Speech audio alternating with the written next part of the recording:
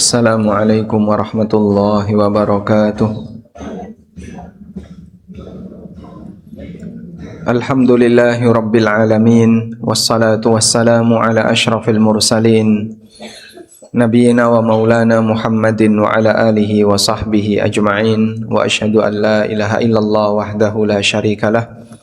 Wa ashhadu anna Muhammadan abduhu wa rasuluh sallallahu alaihi wa ala alihi wa sahbihi wa man tabi'al huda ila yaumiddin. Alhamdulillah, puji syukur kita haturkan kehadirat Allah. Pagi ini kembali kita lanjutkan kajian rutin dengan membaca buku umur yang kedua. InsyaAllah yang akan kita baca mulai halaman 25. Halaman 25 dengan judul Menjadi Manusia Berkah. Menjadi manusia berkah. Yang benar berkah nopo barokah? Sama ya. Oh, bahasa Arab dengan bahasa Indonesia, betul sekali ya. Jadi mau disebut berkah, berkat, barokah, semuanya sama. Nah, sekarang kita akan pahami terlebih dahulu apa makna berkah secara bahasa dan secara istilah. Secara bahasa, kata berkah memiliki dua makna. Yang pertama tumbuh dan berkembang. Sesuatu yang berkah berarti dia selalu tumbuh dan berkembang. Yang kedua, berkah secara makna bahasa artinya menetap dan bertahan. Al-istiqrar wad-dawam, menetap dan bertahan. Maka berdasarkan definisi ini, sesuatu itu disebut berkah secara bahasa ketika dia tumbuh dan pertumbuhannya itu bertahan. Ketika dia berkembang dan perkembangannya itu bertahan. Sedangkan makna secara istilah, berkah artinya adalah kebaikan yang banyak, yang selalu bertambah dan bertahan. Kebaikan yang banyak yang selalu bertambah dan bertahan. Karena itu sumur dalam bahasa Arab disebut birkah. Birkah. Yang artinya sesuatu yang jadi kenapa disebut birkah? Karena dia selalu menghasilkan kebaikan berupa air dan terus nyumber dan tahan lama. Ya. Jangan lihat ya, sumur itu walaupun diambil airnya bertahun-tahun, habis enggak? Enggak, dia bertahan. Kecuali dalam musim tertentu di area tertentu. Dan kalau sumur itu dibiarkan saja, airnya enggak pernah diambil, luber enggak? Pernah lihat sumur luber? Kodanan banjir. Jadi itu air dari luar yang masuk, bukan air di dalam yang nyumber terus luber. Demikianlah Allah Subhanahu wa ta'ala menjadikan sumur itu sebagai kebaikan bagi setiap hambanya. Dan sumber berkah adalah Allah Subhanahu wa ta'ala. Sumber berkah adalah Allah Subhanahu wa ta'ala. Karena dialah zat yang memberikan kebaikan bagi seluruh makhluk. Dan ini penting untuk ditekankan, dipahami.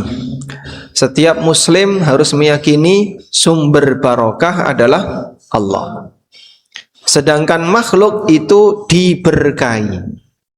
Sinten sing berkahi? Allah. Sebagaimana firman Allah di surat Fussilat ayat 9 dan 10. Allah Ta'ala berfirman, Qul a'innakum latakfuruna billadhi khalaqal arda fi yawmaini wa taj'aluna lahu andada dzalika rabbul alamin wa ja'ala fiha rawasiya min fawqiha wa baraka fiha wa qaddara fiha aqwataha fi arba'ati ayyamin. Sampaikan wahai Muhammad surat Fussilat ayat pinten niku 9 dan 10.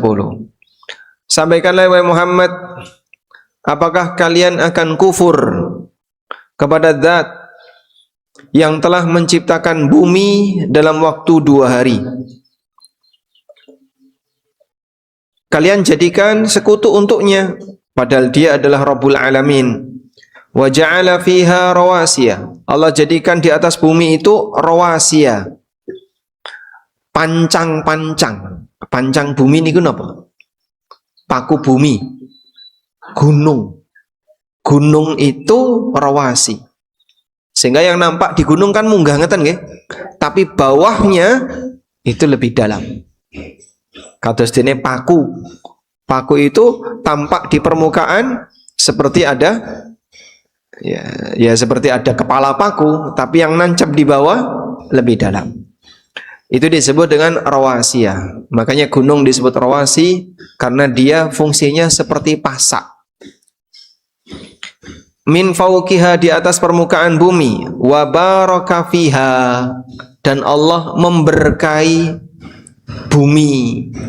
Nah, makanya berarti betul Pak, gunung niku ke dalam gini juga ada. Nah, gunung nggak ada ke dalam ya geser nanti. Gunung kalau nggak ada ke dalam, kebayang nggak kalau gunung itu geser? Merapi misalnya per tahun geser 1 meter. Pripun niku? Per tahun geser 1 meter, berarti kalau 100 tahun ya 100 meter. Itu bisa nabraki area Sleman dan Magelang.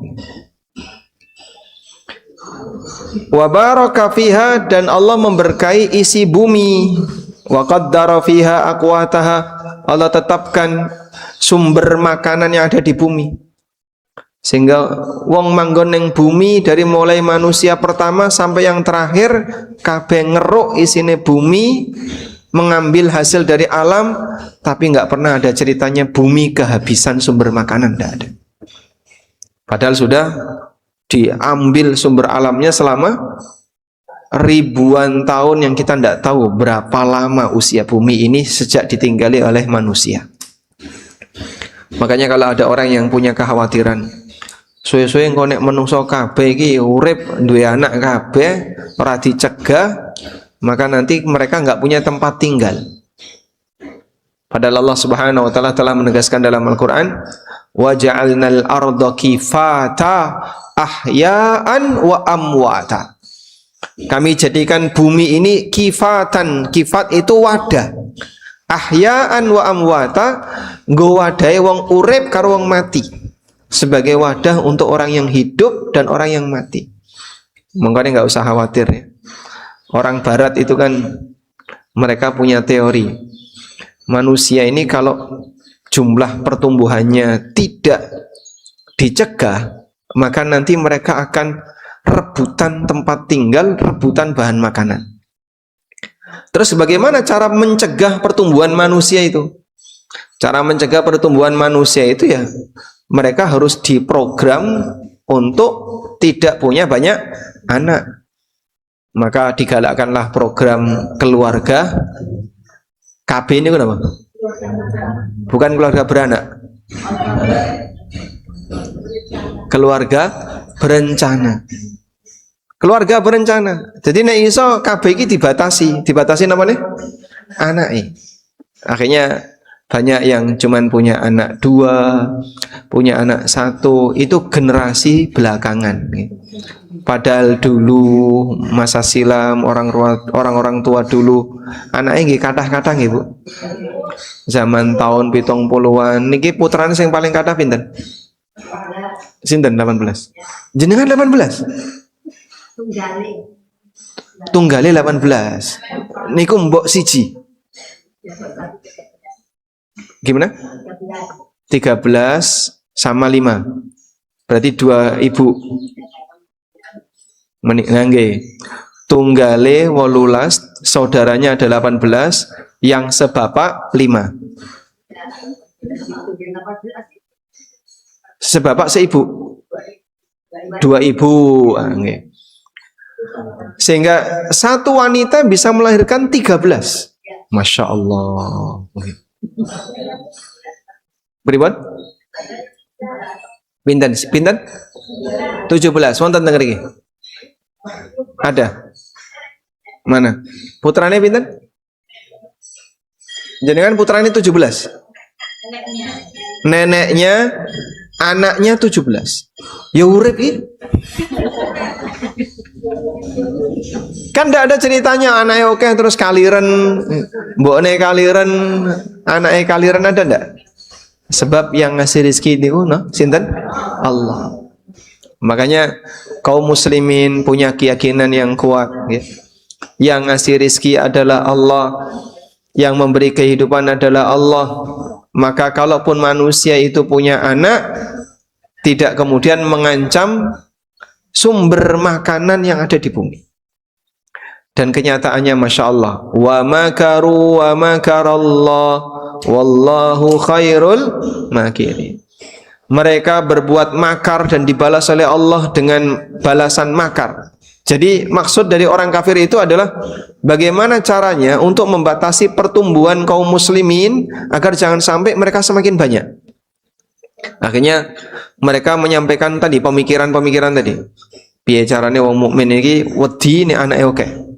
Disampaikan. Kalau kemudian pertumbuhan manusia di muka bumi ini tidak dibatasi, maka nanti mereka akan rebutan makanan. Maka harus dibatasi dengan program KB. Sampai melalui pemerintah dan seterusnya. Tapi kenyataannya di tengah kaum muslimin program ini gagal. Di tengah orang kafir program ini berhasil. Sehingga banyak negara kafir sing ora gelem duwe anak, akhirnya demografi mereka terjungkir, ngeten ya. Jadi wong tua yang sudah senior usianya lebih banyak daripada yang masih muda.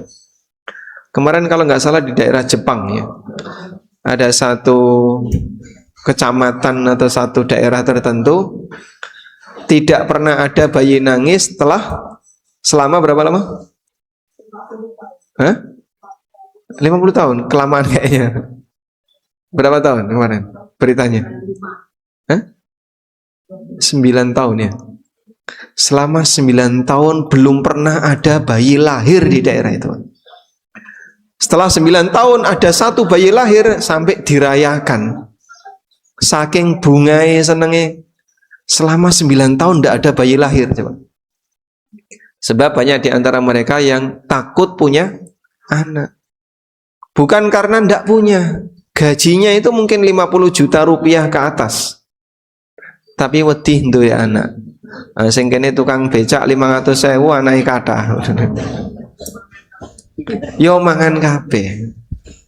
Dan akhirnya prediksi yang disampaikan oleh sebagian orang mungkin ya dalam waktu 20 tahun ke depan jumlah kaum muslimin setengah dari jumlah penduduk bumi. Dan itu kekuatan bagi kaum muslimin. Baik. Selanjutnya, karena Allah Subhanahu wa taala yang memberikan berkah, Allah yang memberkahi seluruh alam semesta, maka dialah zat yang mensifati dirinya, menyebut dirinya dengan tabarakalladzi, maha berkah zat. Tabarakalladzi biyadihil mulku wa huwa ala kulli syai'in qadir. Tabarakalladzi nazzalal furqana ala 'abdihi liyakuna lil 'alamin nadhira. Banyak sekali ayat yang mengatakan tabarakalladzi tabarakallahu rabbul alamin. Tabaraka niku napa to, Pak? Tabaraka adalah nama yang khusus atau sifat yang khusus untuk Allah.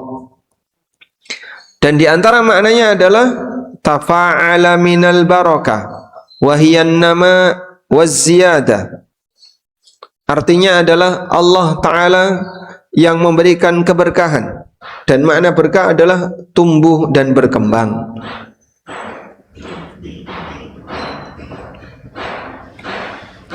Maksudnya adalah al-barakatu tuktasabu wa tunalu bidzikrihi Keberkahan itu bisa didapatkan dengan cara banyak menyebut nama Allah, ingat kepada Allah Subhanahu wa taala.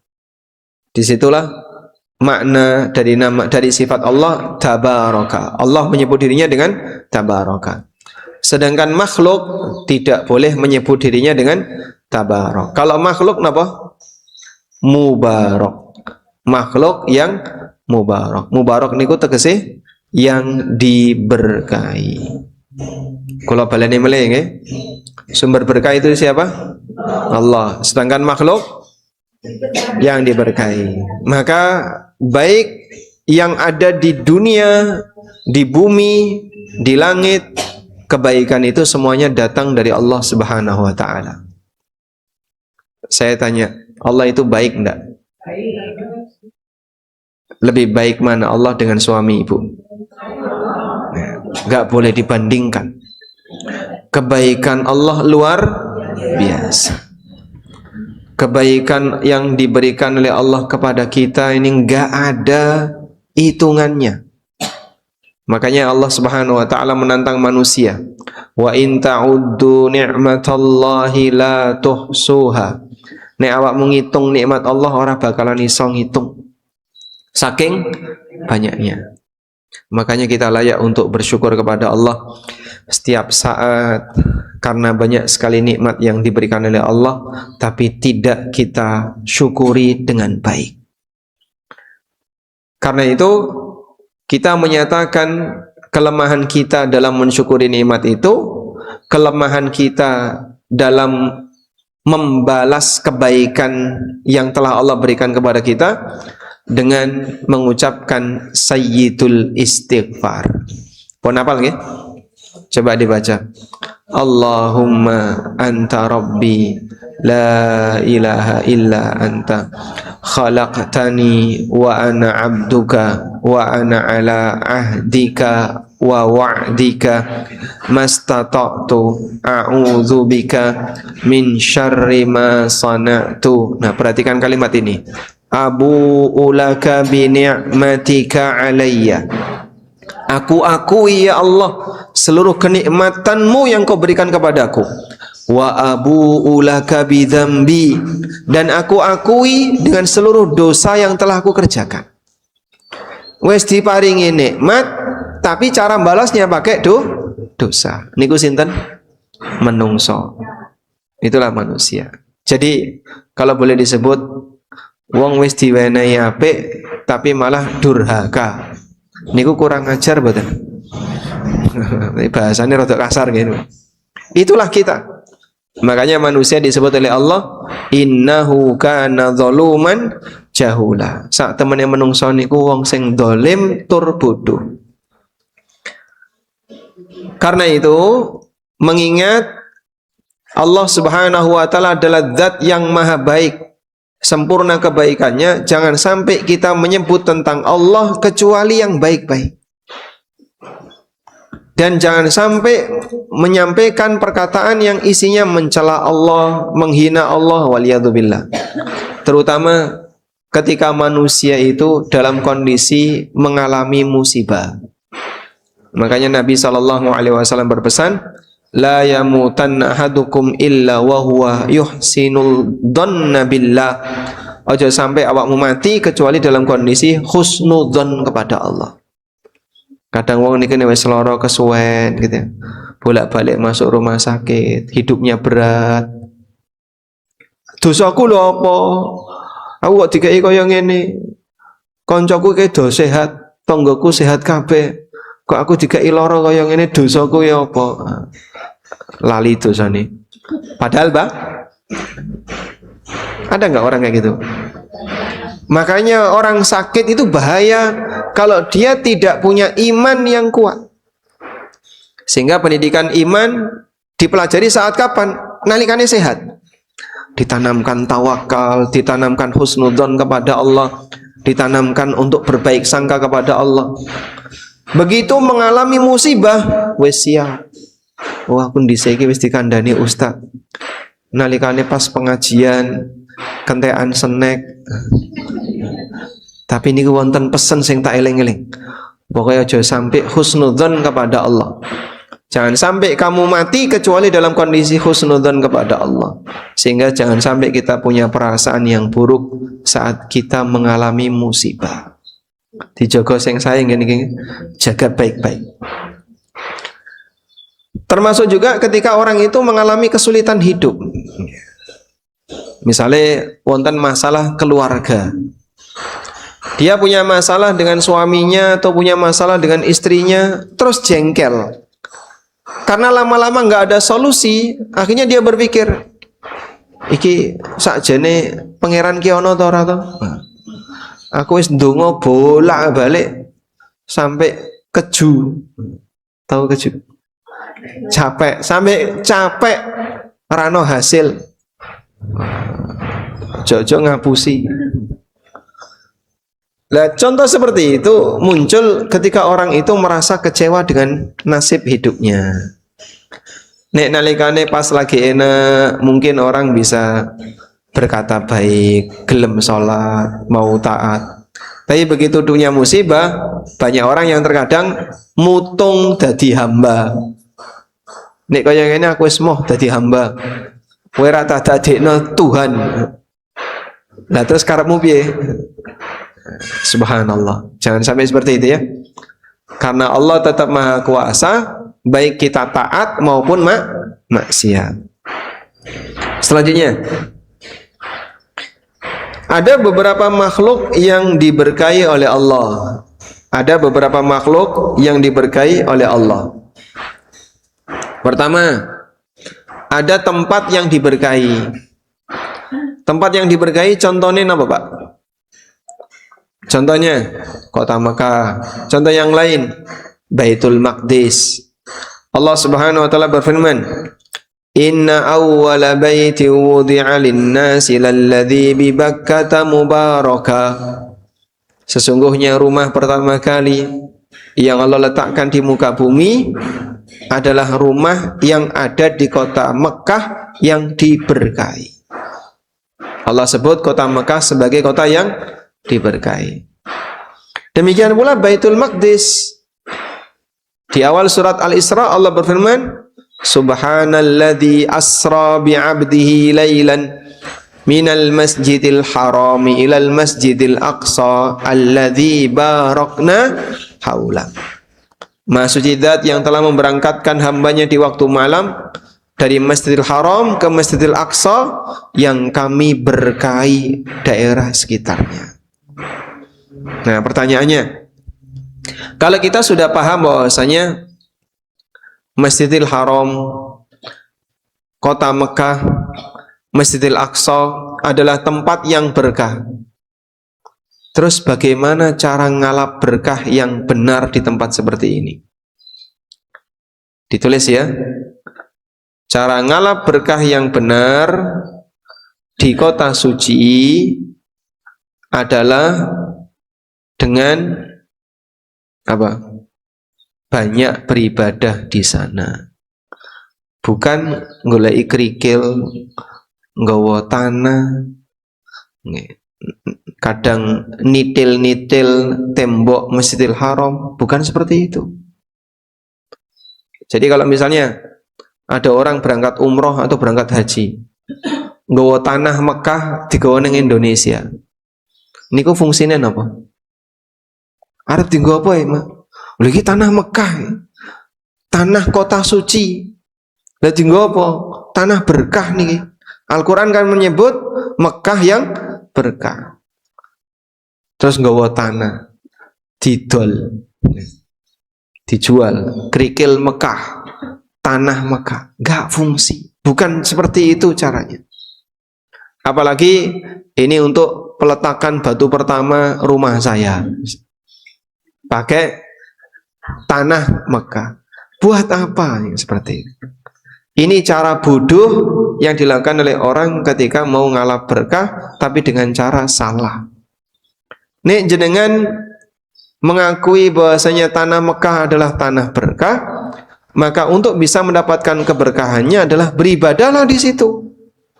Orang malah ngerokok neng Mekah. Kadang kita kasih tahu ya kepada jamaah umrah, ini kota suci. tolong hati-hati, jangan sampai udat ngudut di kota Mekah. Hormati kota suci, jaga kesuciannya. Termasuk juga buang sampah jangan sembarangan.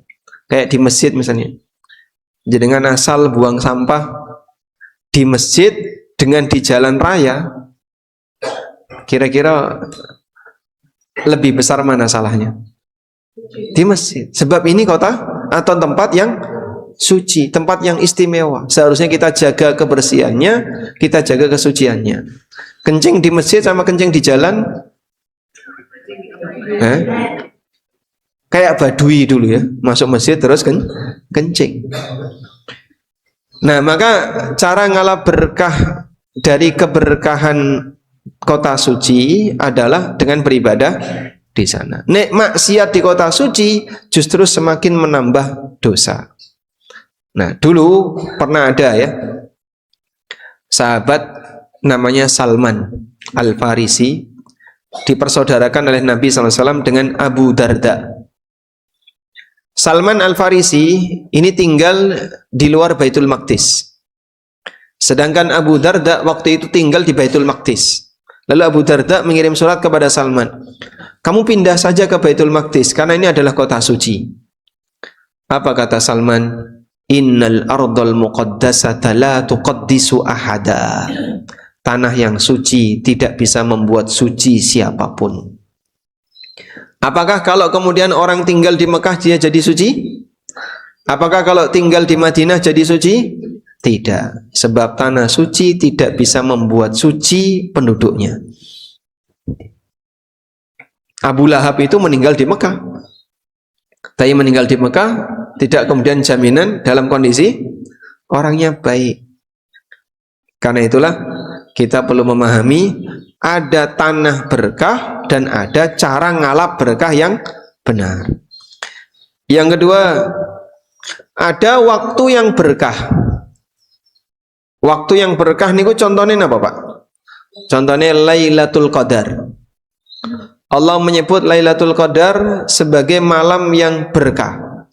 Allah Ta'ala berfirman, Inna anzalnahu fi lailatin mubarakah, Inna kunna mundirin, Fiha yufraku kullu amrin hakim. Kami turunkan Al-Quran fi lailatin mubarakah, di malam yang diberkahi. Malam yang diberkahi ini tegese malam, karena diturunkan Quran itu di Lailatul Qadar. Allah sebut Lailatul Qadar sebagai malam yang diberkahi. Nah, keberkahan Lailatul Qadar niku napa, Pak? Nalikane nglakoni ibadah dilipatkan pahalanya lebih baik daripada 1000 bulan. Dan Lailatul Qadar adalah waktu yang mustajab. Sebab di malam itu Allah Ta'ala menetapkan takdir selama setahun. Jadi Lailatul Qadar Ramadan kemarin Allah takdirkan semua kejadian di alam ini sampai Lailatul Qadar berikutnya. Karena itu kalau mau berdoa, ini doa di awal tahun minta kebaikan, nah itu seharusnya bukan di tanggal 1 Hijriah atau tanggal 1 Muharram, tapi tanggal Lailatul Qadar. Kapan, Pak? Wallahu a'lam. Allah rahasiakan itu. Yang jelas ada di 10 terakhir bulan Ramadan. Selanjutnya ada juga kejadian yang berkah. Kejadian yang berkah. Contohnya apa? Peristiwa turunnya hujan. Allah jadikan air hujan itu sebagai air yang berkah. Wa nazzalna minas samaa'i ma'an mubarakan fa'ambatna bihi jannatin wa habbal hasid. Kami turunkan dari awan air yang diberkahi. Inggih menika air hujan. Air hujan ini disebut sebagai air yang diberkahi karena air hujan ini memberikan kebaikan bagi makhluk.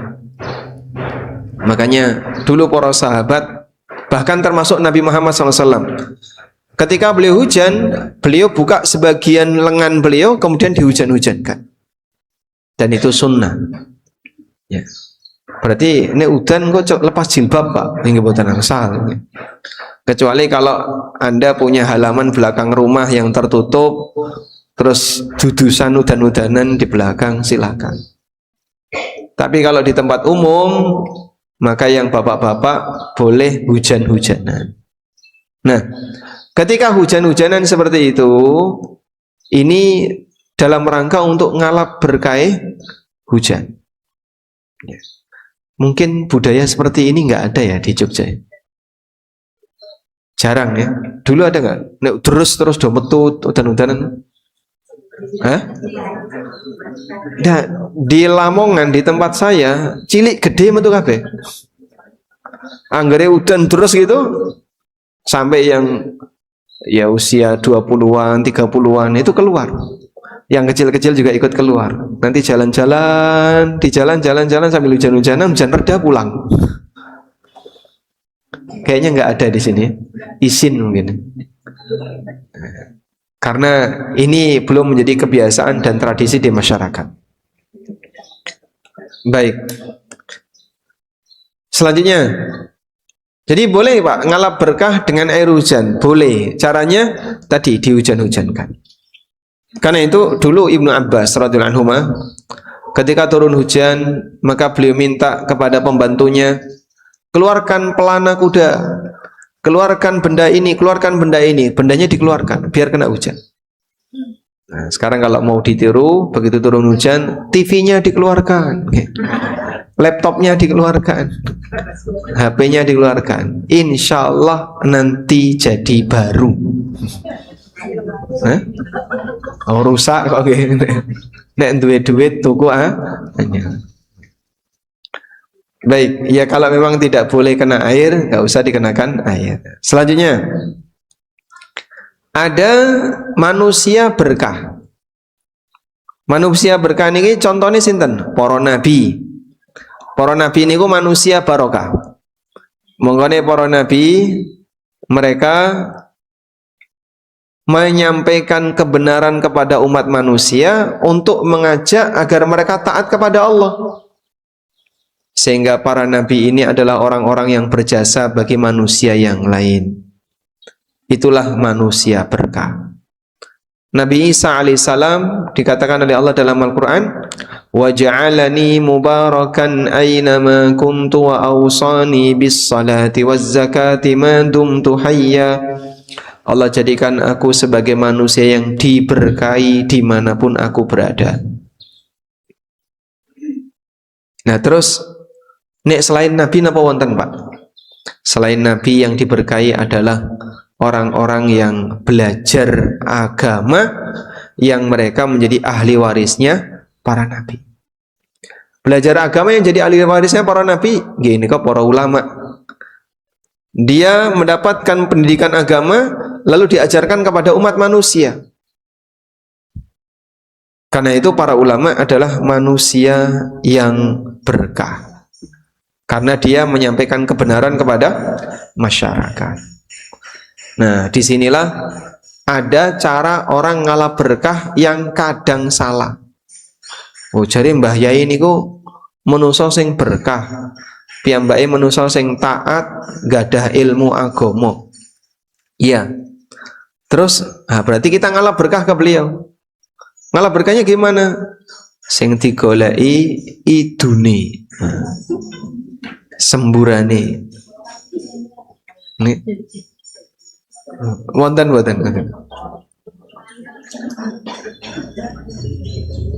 Atau nggih ngeten iki nggih. Di damu monggo. Baik. Tak kasih ini mau. Tapi di damu saya monggo. Berapa harganya? 20.000 per botol. Insyaallah. Jadi ada bisnis air doa. Nah, ini contoh ya. Tapi sebenarnya ruqyah pakai air boleh. Misalnya ada orang sakit, terus ngeruqyah, baca Fatihah, baca ayat kursi, baca Al-Ikhlas, Al-Falaq, An-Nas, kemudian diminumkan kepada orang yang sakit, monggo. Itu boleh. Sebab ruqyah boleh menggunakan media air. Dan saya sendiri kalau sakit ya kadang gitu, golek obat ra nemu, langsung golek banyu, wacana Fatihah, wacana ini minum dengan penuh keyakinan. Ya alhamdulillah demamnya bisa reda. Tapi syaratnya kudu ya yakin. Kalau yakin semakin kuat pengaruh ruqyah itu. Sehingga kita buat ketergantungan kita kepada Allah lebih tinggi daripada ketergantungan terhadap obat. Iki ning ndi sampean kenapa toh? Ini pusing, kenapa pusing? Kolesterol atau gula darahnya naik atau asam uratnya lagi naik dan seterusnya. Akhirnya bingung golek obat. Terlalu bergantung kepada obat, ini tolong dikurangi. Yang pertama, buat ketergantungannya kepada Allah, langsung berdoa. Saat kita tidak mendapatkan sebab apapun yang bisa kita konsumsi.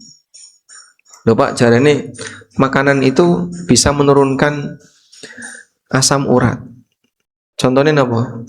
Melinjo ini bisa menurunkan asam urat nggih? Bisa. Turun ke kaki.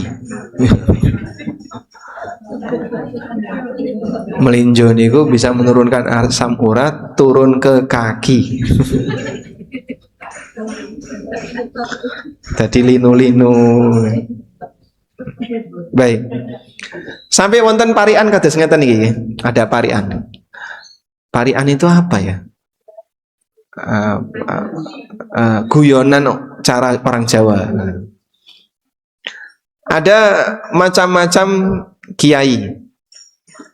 Ada kiai yang dia pintar memberikan ceramah. Ini disebut dengan guru tutur. Ada kiai yang dia membuka pengobatan alternatif dengan cara nyembur tadi. Ini disebut dengan guru sembur. Dosa atau tidak? Nah, kok dipercaya ngoten?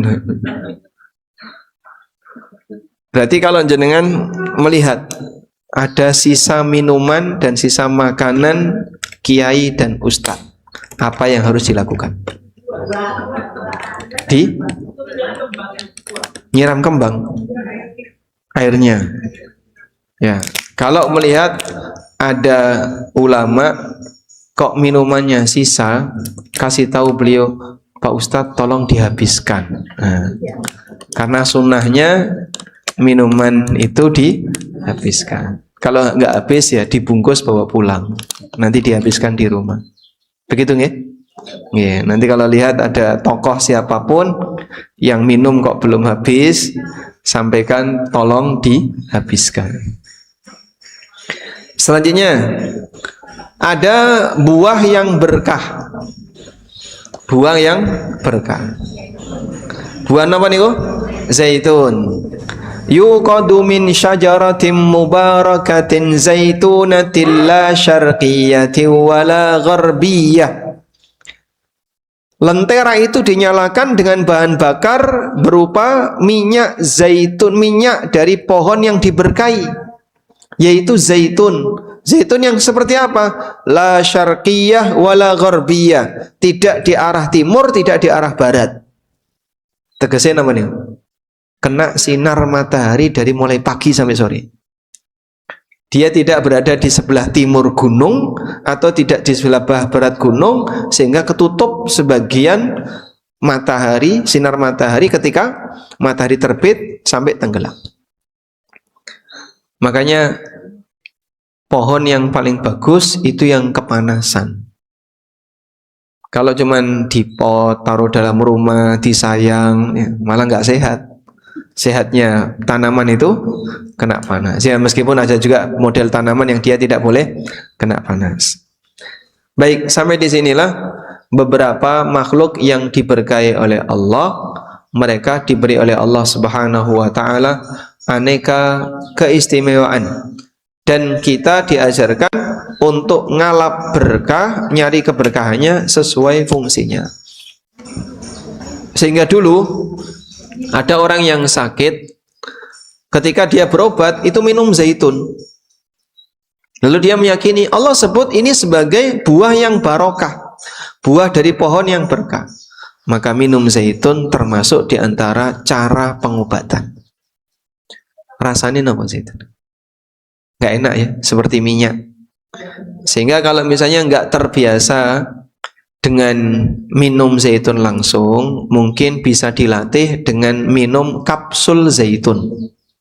Yang sudah dikapsul, begitu langsung diminum, langsung ketelan, sehingga nanti pecah di dalam. Tujuannya kita berobat dengan buah dari pohon yang dikatakan oleh Al-Quran sebagai pohon yang berkah, yaitu pohon zaitun. Zaitun itu pusatnya ada di mana? Di daerah Syam. Dan Syam ini daerah yang didoakan kebaikan oleh Nabi sallallahu alaihi wasallam. Allahumma barik fi Syamina. Ya Allah, berkailah warga Syam, berkailah daerah Syam. Syam niku pundi? Palestina. Palestina, Yordania niku area Syam. Lebanon, Suriah. Ya. Karena itu Ardus Syam atau tanah Syam dulu paling banyak dihuni para nabi. Para nabi yang diutus oleh Allah selama ribuan tahun masa umur bumi ini, banyak sekali yang diutus dari daerah Syam. Sebab daerah ini dari dulu rame, jadi pusat peradaban manusia. Bahkan sebelum Mekah itu ada penduduk. Nah, rumian kan Ibrahim tinggal di Syam. Kemudian beliau hijrah, atau sebelumnya dari Irak, hijrah ke Syam. Lalu beliau pindahkan anak dan istrinya ke Mekah. Kemudian setelah itu Mekah jadi punya banyak penduduk. Baik. Selanjutnya, manusia berkah. Di halaman 33 ya. Manusia berkah adalah manusia yang banyak memberi manfaat bagi orang lain, sehingga kehadirannya membuat masyarakat mendapat manfaat, baik untuk urusan dunia, terlebih untuk urusan akhirat. Kula baleni nggih, manusia berkah adalah manusia yang banyak memberi manfaat bagi orang lain, sehingga kehadirannya memberikan manfaat bagi masyarakat, baik untuk urusan dunia maupun urusan akhirat. Dan manusia yang berkah ini dipuji oleh Allah. Contohnya para nabi yang tadi sudah kita ceritakan. Nabi Isa alaihissalatu wassalam termasuk di antara manusia berkah yang dipuji oleh Allah Subhanahu wa taala.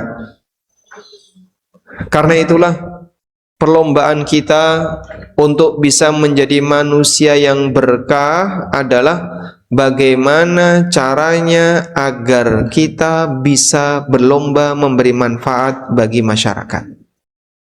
Ya. Sekarang saya tanya. Tadi nyaratnya belum selesai ya? Selesaikan dulu, sudah? Perlombaan kita adalah bagaimana caranya untuk bisa memberi manfaat bagi masyarakat. Ahabbun nasi ilallah anfa'uhum linnas. Manusia yang paling manfaat di sisi Allah adalah, yang paling dicintai oleh Allah adalah yang paling manfaat bagi yang lain. Migunani tumraping lian. Bagaimana kita bisa bermanfaat bagi yang lain. Inilah prestasi. Nah, maka di sana ada potensi, ada prestasi. Bedanya ini kenapa? Kalau potensi,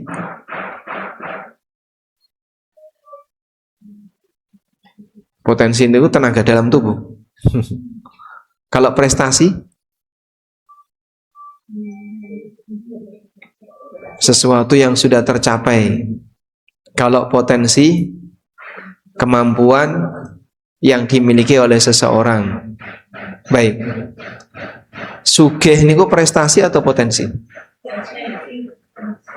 Kaya. Potensi.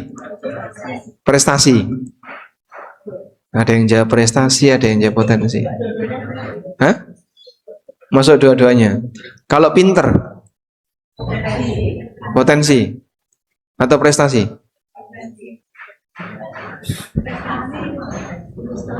Ilustrasi.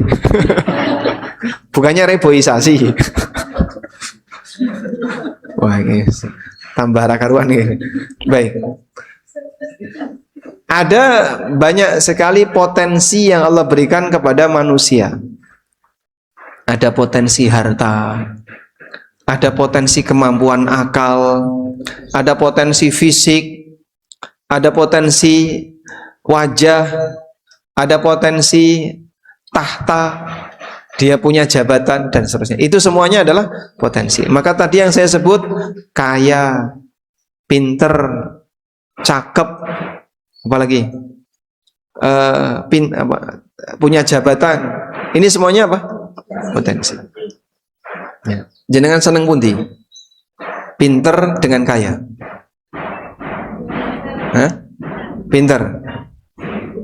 Pinter kere dengan kaya bodoh. Pilih mana? Ora ono. Hah? Kalau pinter bisa kaya jare sopo. Apakah jaminan orang yang pinter kaya? Banyak yang dulu waktu SD ranking 1, SMP ranking 1, SMA prestasi, bahkan masuk UGM cum laude. Nganggur. Kemana dia? Nggak tahu. Saya ini marah buruh. Nggak kaya dia. Memang pinter tapi tidak kaya. Berarti pinter dengan kaya apakah selalu punya hubungan? Nggak jaminan ya. Nah, maka jenengan senang yang mana? Pinter atau kaya? Kenapa? Sedengah kok sedeng nek ra sedeng pripun?